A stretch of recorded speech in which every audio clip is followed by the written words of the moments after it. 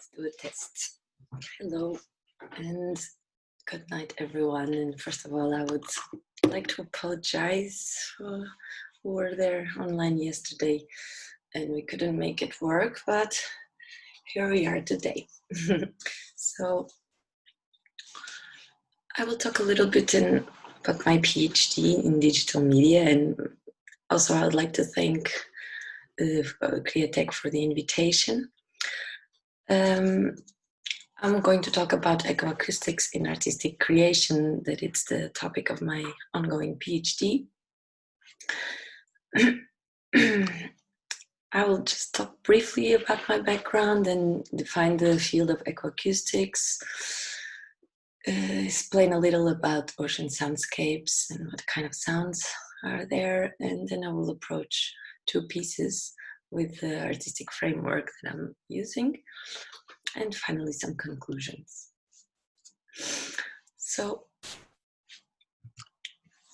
for those who don't know me, I used to be a vet working with exotic species, and at this time I was always in close contact with nature and with natural environments.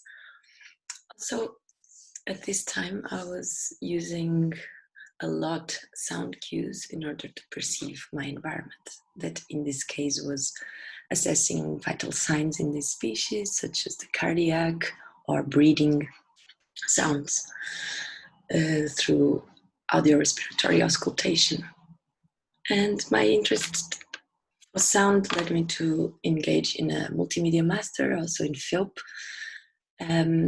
studying sound design and interactive media. And this kind of shift from listening to animals to listening to environments gave me the opportunity of bridging these two worlds, the scientific and the artistic. So at the master, I was starting to explore themes such as bioacoustics, noise pollution, and listening modes, our attention to the listening act, oral awareness, and also the lack of connection between people and natural environments. And it was at this time in the master's that I learned about ecoacoustics. And this is a relatively recent field that was only recently formally accepted in 2014. And what is in the base of the development of ecoacoustics, it's probably dates back to the environmental movement led by Rachel Carson. This book, Silent Spring, was probably the key point where the environmental movement started to be global, and where she already understood that the birds' songs were declining in specific places, and this was due to the abusive use of pesticides. So she kind of started to create awareness for this topic, and what followed was a lot of authors start engaging with soundscapes and start to be interested in soundscapes, and then the acoustic ecology movement followed with authors such as Maurice Schaffer that developed the World Soundscape Project together with Barry Truax and Hildegard Westerkamp, for example. And at this point also artists started to use soundscapes and gain interest in using soundscape and listening practices in their art. One example is David Monaki. This is the ecoacoustic theater that he developed, and this is not only an immersive sound experience with 3D soundscapes and with a visual experience, but it's also kind of educational, because he's going through analyzing the spectrograms and explaining the species, the patterns, the rhythms of these calls. So this is one example. And for example, Andrea Poli, this is also an artist that collaborates with climate scientists that tries to create awareness or call the attention for these extreme environments and their sounds. And this piece, specifically Sonic Antarctica, it's like it was a radio station broadcasting the sounds at this place. So ecoacoustics allows us to deep investigate environments in a non-invasive way, and it can be done everywhere: terrestrial, aquatic, freshwater, marine, and basically it gives a lot of ecological investigations, such as number of populations, number of species. It gives relevant information about these places. And it's also interesting because it has like this duality of considering sound either as a subject or as an ecological attribute, because we can use it as a subject, trying to understand the properties of sound or its evolution and function in a given environment, but we can use it also as a way to understand what are the species in this place, what are the interactions, what are the dynamics of animals in the environment, behaviors, diversity. And of course, some of these information we only can understand with specific softwares. But today with machine learning or artificial intelligence, it's like easier, and every time like researching more about like learning about these environments and feeding a system with already known sounds, and then we can get easily and quickly complexity of soundscapes through these specific softwares.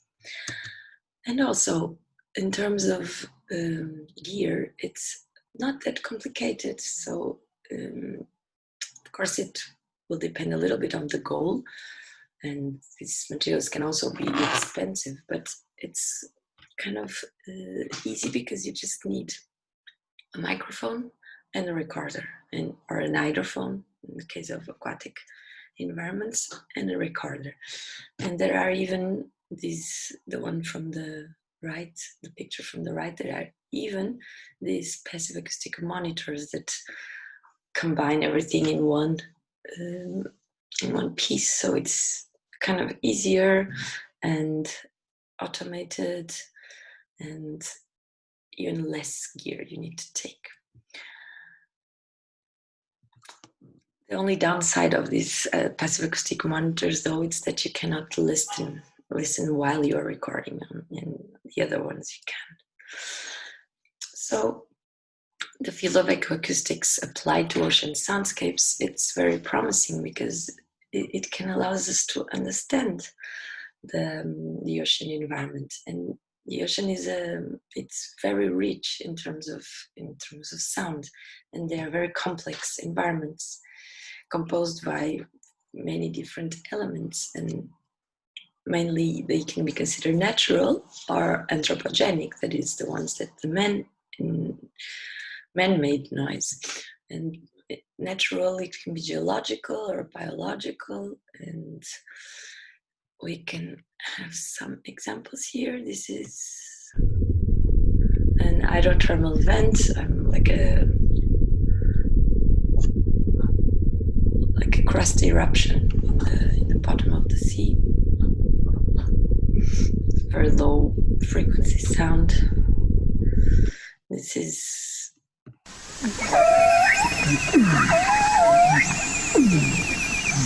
biological sounds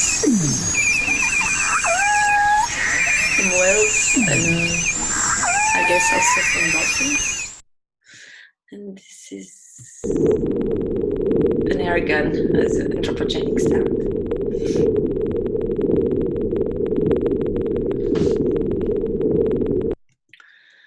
So the question here is that the anthropogenic sounds are starting to kind of interfere with the natural sounds, and as in levels and intensity as well, and they are masking animal communication and masking important information that the animals need in the environment. And as we can see in the right graphic, the hearing range of a lot of fish and a lot of animals, not only the hearing range, but the producing sound range, often overlaps with this anthropogenic noise sounds, and this masking, it's the main problem. So also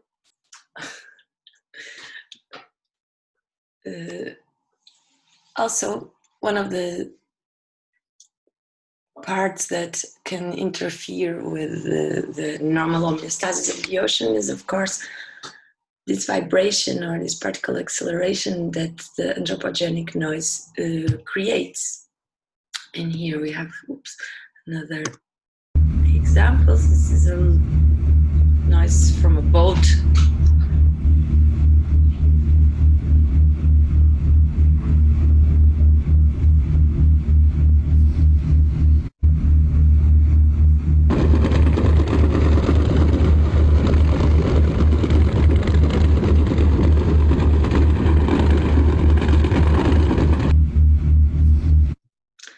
And of course, these new introduced sounds can include a lot of different activities, such as pile driving, different kinds of propellers and motors, explosions for fishing practices, seismic surveys, military sonars, and they are in fact competing with the marine life sounds. And as they rely on these sound cues, and also small species, they rely on vibration to feed, to mate, and for their daily life. These sounds are kind of interfering with many species, different species. And this topic about the vibration and how this can affect the animals particularly interests me. And also this thing about the ocean pollution kind of being invisible and difficult to understand, because first we are not there, and second it's complicated to understand its evolution if you are not always present. And so what I'm trying with my project is how can we use art and artistic practices to experience this disruption of the soundscapes and create some awareness. And so I developed this Ocean Soundscape Awareness project to create this emotional relationship with the sea and with the ocean sounds, and record a lot of ocean soundscapes, also with anthropogenic noises, and try to use them as not only as a library and as a memory of the places, but also to raw material to use in performances, installations, and sonic experiences. And normally this my normal approach, but it's always changing, and sometimes it's like this loop. But normally I have some trigger or some concern or something that I want to make visible, such as this problem of the noise pollution, and I start brainstorming about it, trying out stuff, and then I have an idea for an artwork, and then I test a lot again with materials, with if it's a site specific or not, and always learning with the process, and then always gather information from the past in order to develop new pieces. And so I will talk about these two works. The first is Ecosmatic Park. This was presented at Casa da Música, at Zoo da Maia, and at a school, Escola João de Deus. It was the final project for my master. And basically it was a sound installation plus an educational project. But mainly the idea was to reconnect people in natural environments, doing a lot of field recordings in the nature and in natural parks, animals, and create like a sound experience, a sound path, exploring different modes of listening. And it was like a site-specific project first developed in Casa da Música, as I said, where we found 4 rooms. There was they kind of connected with each other, so we could create a sequence. And then in every room there was explored one mode of listening suggested by Michel Chion, that are causal, semantic, or deep listening modes. And again, we did a lot of field recordings. This I had a collaboration with Eduardo. We did a lot of them in the zoo, but also in nature. These are some examples.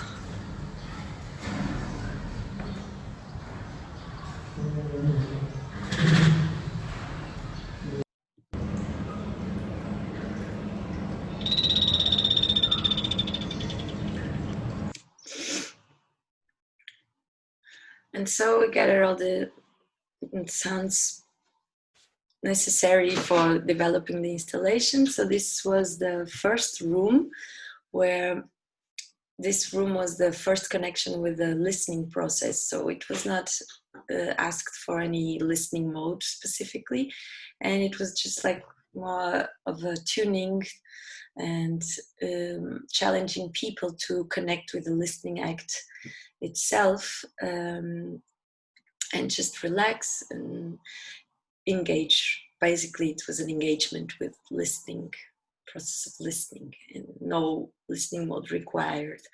And for make this easier for them, we were developing these blindfolds for make it easier to tune in. And also, you see the speaker, it's like this little box at the window, and this was like an exciter, and was transmitting the sounds through this glass wall, through the walls. So it was like creating a sound transmission in the room, so people would like feel that they were really in the middle of the sounds. And this was the type of sounds.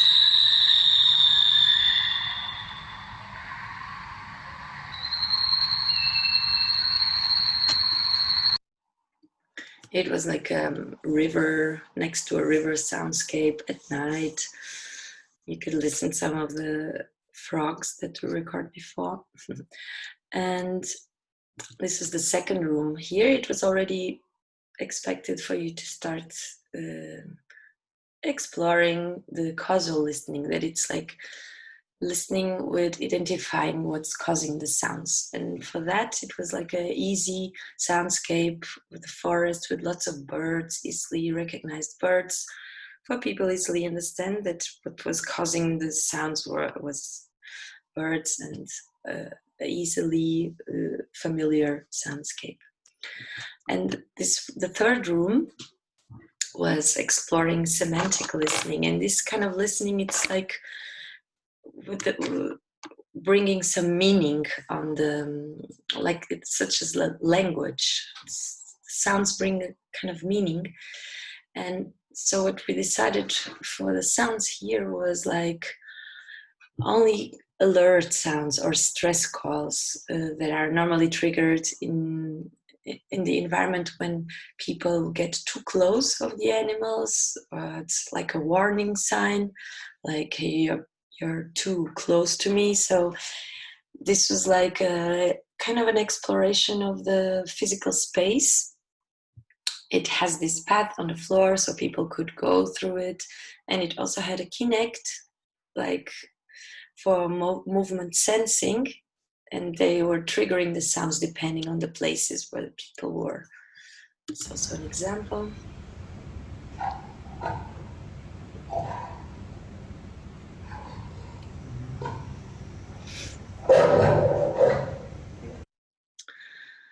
So, and finally, this was the last room that was exploring the deep listening. This was a completely almost dark room in order for people to kind of focus. on deeper listening. It's also because the deep listening mode, it's a little bit more challenging, and already experiencing all the listening modes before. And at this mode of listening, it's supposed for you to concentrate with the sounds characteristics, intrinsic characteristics, and not trying to discover the source, like detach the sounds from the source and concentrate on characteristics such as the timbre, the pitch. And this is one example. Sound.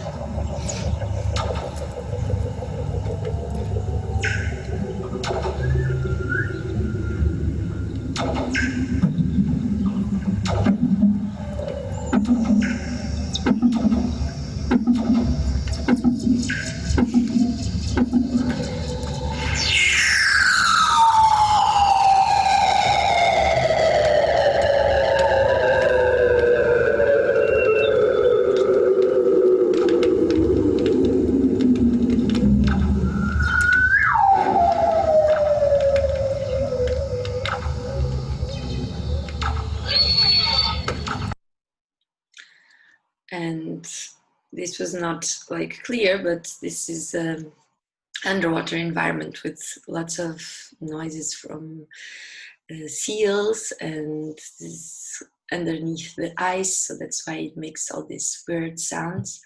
And I think it was at this point that I also engaged more with underwater environments, and then wanted to take it further, and then engaged in the PhD, just focusing on ocean sounds.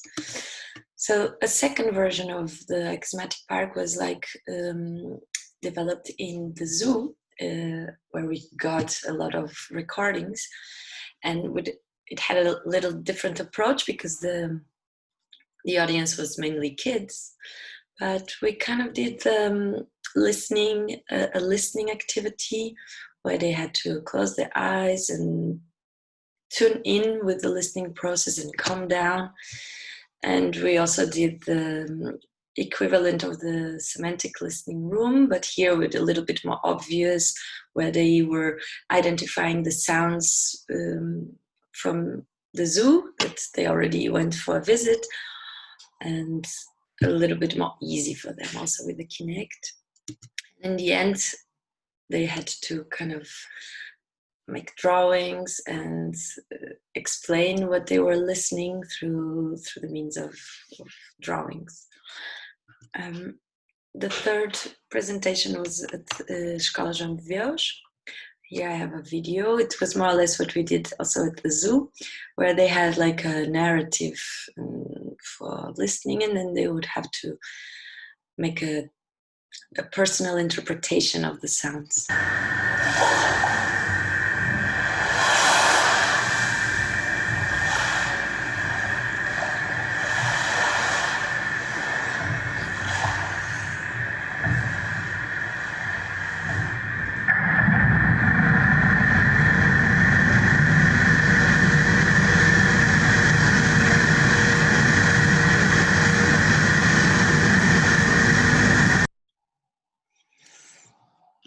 And then they were in a room, like making their own interpretation, and also making a little dialogue between what were they listening, what it was, and making a little conversation about ocean sounds and ocean environments.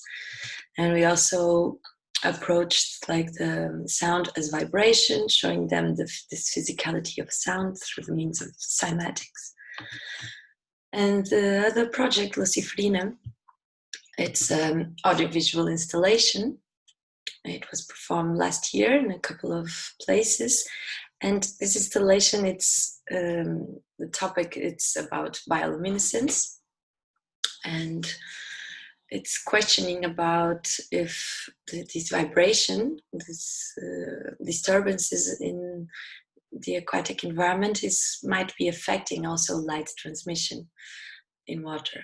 So it's an exploration of low frequencies and water vibration and light scattering in a way that it's like transposed for artistic work. So Also, a lot of field recordings of anthropogenic sounds, especially boats and motorboats.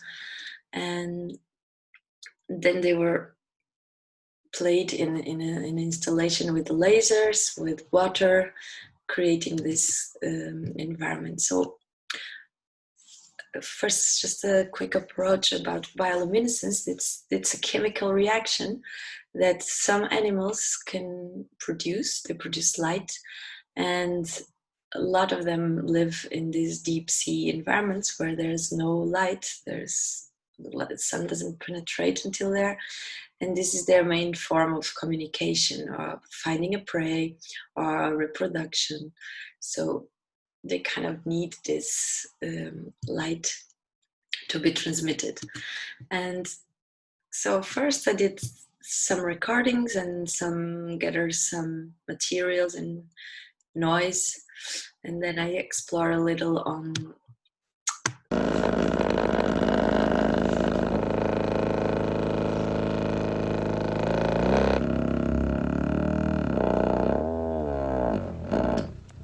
cymatics and on vibration, and what frequencies I was interested in, and what were the frequencies of the boats and all these interactions.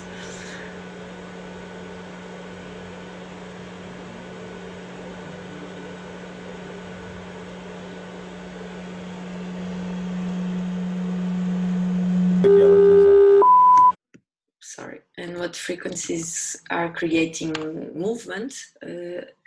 And then I started to explore the installation itself and materials and reflections with water, with mirrors, with a laser, and with the light scatterings, and what was the output, the light output. And this is the first presentation. It was in Porto at Open Field, also testing different materials and different ways of screens and reflections. And this is already an image of the installation. I mean, you can see this, the laser creates these lines reflecting light in the mirrors and in the water. And this kind of game of reflections is created every time there is no vibration. So when the water is still, there's a laser hitting these two containers that are filled with water, and these mirrors create kind of this net of lights. But whenever there is sound, that are these two speakers on the floor underneath the water containers, whenever there is this vibrational sounds that create disturbance in the water, the light transmission is completely lost, and you no longer see these reflections. This is a close-up for the water vibration. Also, these three different colors are related to the colors that the animals use in deep sea environments. It's mainly this light blue, but they can also have this red, and some of the output, light scattering output. And this was at Ecoacústica, also revealing like the times when you can see the reflections, and at this point there's no vibration in the water. Also here, so all of them are examples where the reflections are there. And I have a video of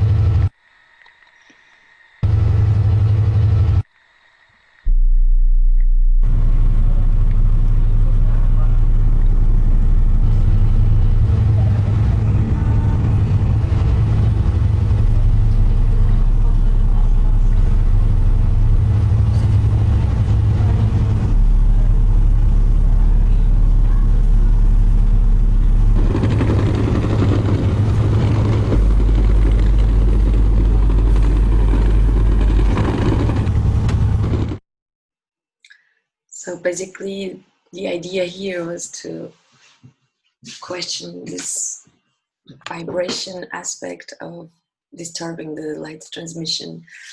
And again, bringing up the topic of noise pollution as interfering with this light communication, not only sound, but also light. So basically, what I aim in my PhD is to use this artistic approach in order to raise awareness of noise pollution through environmental artistic activism, or to translate some scientific concepts through artistic practice, and making these potential invisible problems more visible in order to, at some point, change behaviors.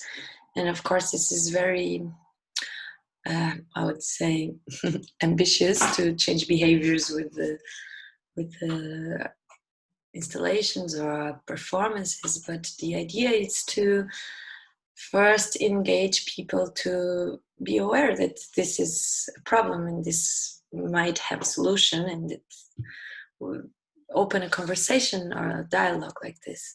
And of course, more objective solutions, like when building a boat, making it less loud, like having in consideration the boat speed in particular areas, make restrictions, and depending on the season and on the place, and if necessary, make new routes to avoid marine protected areas. But all this, of course, we would be depending on governments, on legislation, new laws. So until this is achieved, it's a long process. But the idea is to start talking about it, and people experience this, what might be these underwater environments with our human interference.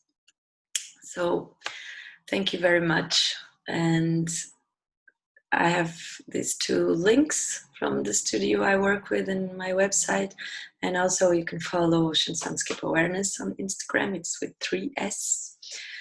And to see like some evolution of the projects. And thank you very much. If you want to connect with or something, just send me an email or connect.